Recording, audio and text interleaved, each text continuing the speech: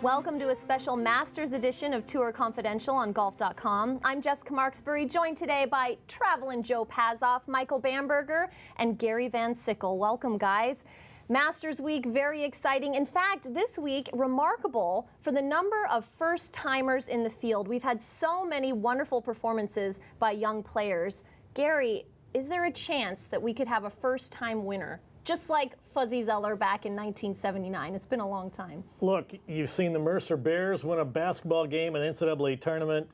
You've seen Wisconsin go to Rose Bowls in the 90s. Anything's possible.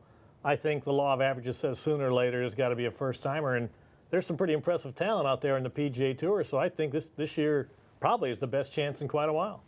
Yeah, I would definitely agree with that. I mean, that whole old-fashioned thing of it takes time to get really good at golf, no one's paying attention to that anymore. And Jordan Spieth's been there a bunch, and Jordan Spieth is tough, and I don't think would back down if he got in the hunt. I think that would be the main thing.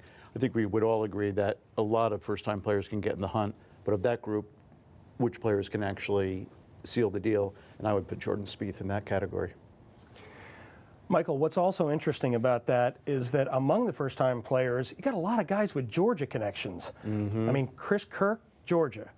Harris English, Georgia. And then maybe most of all, Patrick Reed. Augusta State led him to 2 NCAA titles, and he has that confidence that you think you could see in a first-time Masters winner. Yeah, and he putts great. But isn't this course more than any other? Doesn't it require that experience, which is why we see guys like Bernhard Langer and Sandy Lyle and Freddie Couples competing year after year? It's like a learned, an acquired talent to play well there. I love your old school sensibilities, but I don't think it really matters as much as we think it does. And you're citing a bunch of players who might contend, but they're not going to win. So if you're talking about content, can they contend? Yes, but winning, I don't think it really matters. Okay, Gary? I think if you have a really intricate strategy like hit ball close, make putt. That's all it takes. You know?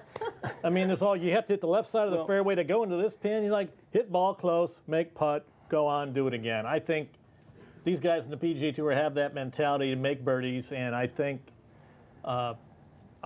somebody can get in the zone and kind of unconsciously just keep doing that and forget, at least until the back nine on Sunday, that they are where they are. And then, you know, then can you survive the back nine? That's when, if you've been able to avoid thinking about where you are on the back nine on Sunday, you know where you are. And that's the real litmus test. And Patrick Reed is just the kind of the guy that can do that. He showed he can play hard golf courses against the fullest fields. I mean, is Augusta going to play any harder than Doral? Not necessarily. No, not necessarily. So he's a big driver, and he's got a tremendous record on the greens this year and last. So, I mean, he's just the kind of guy that rises to the front, even though he has no experience there. And to Gary's point, we saw with Rory McIlroy a few years ago, he was hunting at pins for 3.5 days, and it was working great. But can it work late on Sunday? That's a different thing. That's what we don't know, but you know, somebody has to win. You know, Fuzzy Zoeller won for the first time. Somebody has to do it every so often. You know, I like Patrick Reed because he's got that attitude. He reminds me of Raymond Floyd.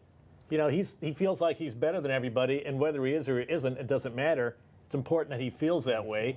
He's not afraid to say it, and he backs it up. Oh, how about this? He's like Raymond Floyd meets Lanny Watkins. That's even better. Yeah. But back to the experience question. These greens do require that experience. They're not just any tour greens. This is Augusta National, right? The toughest of the tough. Those greens are a little crazy and a little severe, but in actual fact, I think that is also an old notion that isn't really true anymore, because if you look where they play the Houston event, where they play the Greensboro event, there's a lot of modern tour golf courses that have actually tried to replicate the crazy swoopiness of the Augusta National greens. So I think that's less true than it used to be. It used to be you came to Augusta National, was the first time you played greens all year that were stimping at 13. That's not the case anymore. You see that at other tour events. Yeah, but give Steve Williams a little credit for that read he made for Adam Scott last year. Experience did pay off. That's exactly what I'm saying. Thank you, Joe. I totally agree with that. So maybe at first timer should get one of the club caddies out there. I mean, that's honestly, if I was a first time player, I would go to the club. Who's the best caddy at the club? He's on my bag for my first Masters. Or at the very least, he's walking with me and my regular caddy Monday, Tuesday, and Wednesday and teaching me everything he knows. Yeah, that's wise. Well, Gary, Michael, Joe, thank you so much for your time and insight. Will we see a first-timer win the Masters this week? We can't wait to find out. Stick with us here on Golf.com for more from Augusta.